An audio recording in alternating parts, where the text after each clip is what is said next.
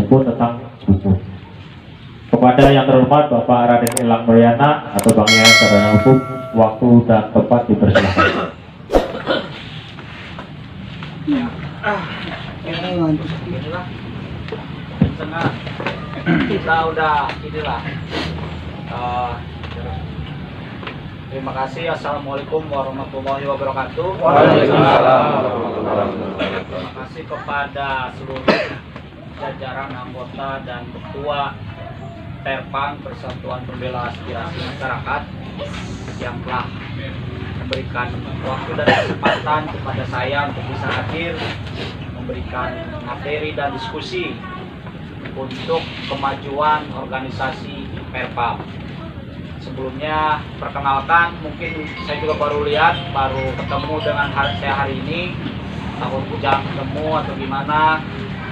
Nama saya Raden Elang Mulyana, biasa dipanggil Elang atau Yayan. Saya kantor di Citraland Ciracas. Jadi tak kenal maka kata saya. Jadi kita perkenalan dulu. Pengalaman dan profil saya dulu. Saya alumni Fakultas Hukum Untirta 2007. Setelah itu saya lanjut di LBH Jakarta, Lembaga Bantuan Hukum Jakarta 2012. Setelah itu saya melanjutkan lagi ke Komisi untuk Orang Hilang dan Korban Tindak Kekerasan atau Kontras. Tahu kalau Munir diracun di pesawat, nah di situ dulu dengan Munarman, Haris Azhar di situ.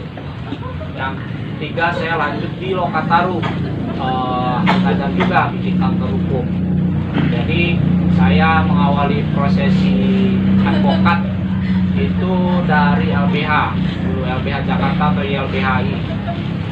Jadi kita sedikit sharing lah ya, diskusi. Saya di sini tidak menggurui. Mohon maaf sebelumnya kepada bapak-bapak, senior-senior atau guru-guru saya di sini, kita diskusi ya.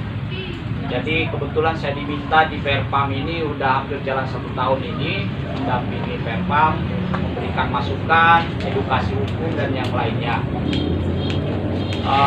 Dari pengalaman itu saya dulu di Jakarta lebih banyak ya, masuk ke beberapa luar daerah, kayaknya Sabang sampai Papua udah pernah saya jajaki. Alhamdulillah saya banyak mengadvokasi kasus-kasus struktural namanya. Jadi bukan hanya materis itu aja, dulu mah kasusnya soal pertanahan, perampasan lahan, soal buruh, soal penyiksaan, penembakan oleh anggota TNI, Polri, Kopassus, ya. Ada database-nya di link Kontras, buka itu tulisan saya juga bikin rilis tulisan, termasuk saya pulang. Setelah itu saya mengabdi lah hampir 5-7 tahun di Jakarta. Saya balik lagi ke Serang nih 2017. Saya mendirikan Lembaga Bantuan Hukum Rakyat Banten pada saat itu, LBH Rakyat Banten. Karena di Banten saya melihat potensi dan kebutuhan advokat itu sangat diperlukan bagi masyarakat yang kurang mampu. Ya, karena kita sulit ketika melakukan upaya hukum, bayar lawyer pasti mahal, akses keadilan sulit didapatkan. Nah, di sini kita sharing diskusi, memberikan pemahaman bagaimana sih kita harus berkumpul nih di Perpam ini, apa sih tujuannya gitu. Nah, tadi sudah disampaikan jelas oleh Ketua Umum, Ketua Wilayah Banten. Makanya karena kita itu masyarakat biasa, kita penting bersolidaritas, berkumpul, berhimpun. Karena apa? Kondisi situasi negara memang tidak beres. Ketidakadilan itu barang yang mahal dan sulit untuk didapat. Salah satunya adalah kita duduk bareng di sini, menyamakan persepsi dulu sebelum melangkah ke depan. Ketika melakukan tindakan apapun itu. 2018 saya 6 bulan di Papua. Saya ngurus kasus Freeport, 8.500 orang di PHK. Saya ditangkap. Jadi sering lah kalau ngomong media TV nasional, kalau saya sih jarang lah berkomentar. Yang biasa kan ketua saya kan Haris Azhar, Dewan segala macam. Tapi saya di dalamnya masuk bongkar aparat Freddy Budiman, saya membongkar kejahatan aparat negara. TNI Polri ini banyak bermain. Jadi kalau saya itu orangnya, kalau ngomong hari ini siap mati, berani mati, jangan tanya saya. Mohon maaf, bagi saya udah sampai sampai Papua kalau ngomong soal berani mati atau enggak. Dan saya salah satu advokat mungkin dari Banten yang paling muda pada saat itu yang bertarung melawan PT Freeport, ancaman dan yang lainnya lah, tawaran dan yang lainnya. Saya pulang ke Serang, mendirikan kantor LBH Rakyat Banten, regenerasinya udah alumni Fakultas Hukum Tirta banyak. Ya kasus-kasus Sandasari Mayora, saya juga pra peradilan Polres Pandeglang, Pulau Sangiang, berburu-buru Kasbi di Cilegon, di Serang, banyak lah beberapa. Dan saat itu prosesnya berjalan dan saya mulai regenerasi. Saya bikin kantor nama saya sendiri, Raden Elang Mulyana Law Office, professional lawyer, atau saya Citra Lain. Dan dari situ saya artinya menangani kasus, bukan hanya kasus 1-2 kasus perburuhan lagi itu sambil berjalan. Saya nangani 2 kasus pilkada, tahun Imat Pandeglang sampai Mahkamah Konstitusi. Tahun kemarin pileg juga, PKB, beberapa partai politik. Nah makanya kita itu memang harus ada peningkatan, ada loncatan, jangan stagnan di satu tempat. Nah, disinilah pentingnya organisasi kita berbaur, berkumpul, agar semakin banyak basis massa akan memudahkan kita untuk berjalan, untuk menuju kesuksesan ke depan. Saya kira Perpam ini punya potensi besar. Kenapa? Karena lengkap banyak orang-orang yang terlibat di dalamnya. Bukan saya hanya advokat saya doang, banyak lah, ada pengacara lain juga, termasuk anggota-anggota partai politik, anggota dewan, politisi, dan yang ini lengkap. Jadi kalau ada apa-apa, kita bisa enak koordinasinya, termasuk aparat kepolisian dan TNI. Kenapa kita harus bangga? Tadi disampaikan, ya ini organisasi sebetulnya bukan organisasi baru kalau ngomongin soal Perpam, karena sebelumnya pendiri-pendirinya juga dari berbagai ormas organisasi masyarakatan yang lain, termasuk KKPP dan yang lainnya. Dan dari pengalaman itulah kita duduk bareng di sini, bagaimana menyelesaikan ketika ada persoalan hukumnya, bagaimana kita bisa mengadvokasinya. Nah, jadi kalau saya dulu belajar advokasi itu ada namanya strategi advokasi non litigasi dan litigasi. Jadi tahapannya memang lumayan panjang. Nah, nanti kita di sini dibuat simpel aja karena ini butuh waktu dan lainnya lah, makan waktu. Kalau kita dulu belajarnya ya setiap praktek advokasi, organisir, mobilisasi, demonstrasi sampai tahapan persidangan itu dikawal. Nah, cara-cara praktek itu gimana? Kayak buat rilis, tulisan, rilis media, cara kampanyenya bagaimana, membuat satu isu biar di branding seluruh masyarakat, jadi dikonsumsi oleh masyarakat luas tuh ada materinya, ada teknisnya, ada rumusnya. Jadi ada penulisannya, gaya penulisannya. Nah, makanya sinergi antara Perpam dan advokat lawyer ini memang harus berjalan. Jadi kita ke depan susun salah satu materi, strateginya bagaimana. Nah, di kita di Banten khususnya kita paling menangani ya kasus-kasus yang biasa kita tangani ya somasi dari pengacara, dari perusahaan leasing ketika berhadapan dengan sengketa fidusia unit gitu kan. Kita sama-sama tahu soal apa sih perampasan di jalan boleh atau tidak, itu hal yang lumrah dan biasa terjadi gitu. Sepanjang kita tidak menjual belikan unit tersebut ya sah-sah saja, aman-aman saja. Kenapa? Karena kita di sini berhimpun berkumpul, selain kita melakukan tindakan pengamanan, kita juga harus paham mekanisme hukumnya, minimal mengerti, gampang, nggak perlu harus jadi sarjana hukum, nggak perlu jadi advokat. Kita sama-sama punya peran masing-masing. Jadi ketika berhadapan di lapangan ya lawan aja dulu. Kalau buku berantem mau berantem dulu, itu resiko konsekuensi. Organisasi ini takut cemen, buat apa membuka organisasi? Mending mundur.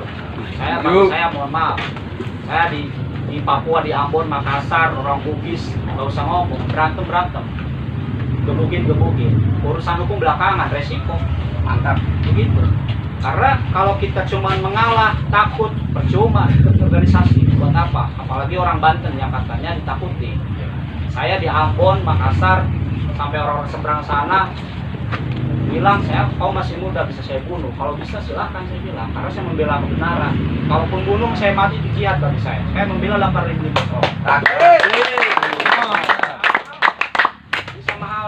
posisi kita.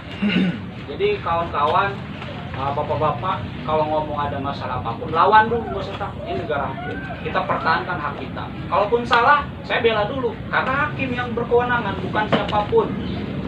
Mau matel, mau polisi di jalan, itu nggak punya hak.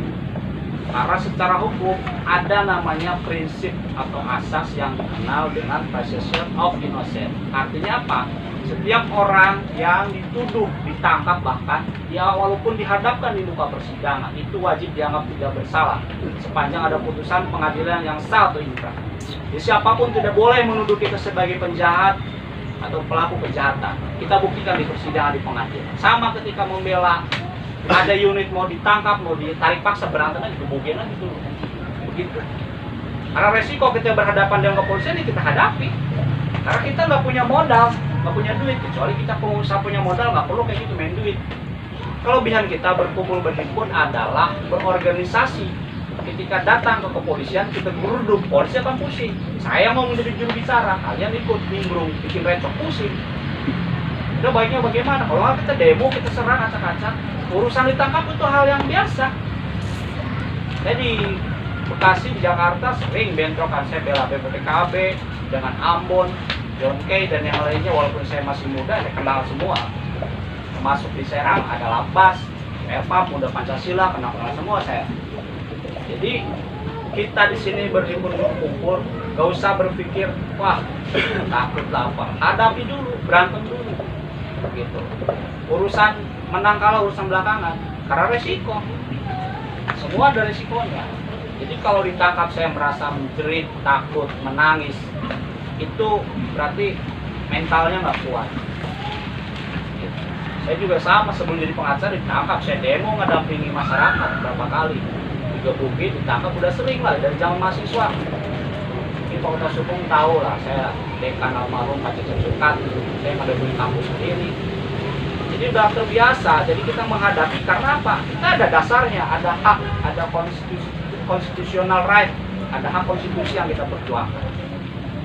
Soal apa yang nggak ada di Indonesia? Soal jaminan fidusia, undang-undang fidusia udah ada namanya debitur kreditur, ada hak dan kewajiban. Penyelesaiannya sengketanya apa? Gugatan dulu. Ketika kita memegang unit atas nama ataupun kita pihak ketiga dalam hal ini Perpam, pihak leasing ini pemberi modal harus menggugat dulu, dinyatakan sebagai wan prestasi atas nama ini, baru bisa diambil paksa. Jadi diambil paksa di lapangan ya itu perampasan. Banyak kok pernyataan Polri juga yang menyatakan itu. Nah terkait itu bukan hanya ngomong unit, Perpam ini sifatnya global. Semua persoalan posisi kasus bisa diselesaikan, termasuk kesehatan, hak atas kesehatan, kemarin advokasi orang nggak mau berobat gak ada duit bisa didampingi. Masalah bangun rumah itu kan bagian advokasi sosial. Soal itu jangan ngomong soal keadilan hukum, tapi ada keadilan sosial. Soal bantuan bencana, soal dan yang lain itu luas. Makanya kita buat Citra Perpam ini beda dengan ormas yang lain. Di satu sisi kita punya kekuatan sosial masyarakat, di satu sisi kita punya kekuatan hukumnya, maka agar memperkokoh. Karena sekarang zamannya masalah hukum Pak, bentar-bentar hukum. Bikin caption, tulisan bentar di Facebook dilaporkan, polisikan. Unit kita backup dipolisikan, padahal nggak ada kaitannya. Ini hukum perdata, undang-undang fidusia ini lex spesialis, ya kan? Irisannya pasal 36 tadi mengalihkan pegadaikan tanpa izin tertulis. Ya, baru bisa dipidana, ancamannya 2 tahun.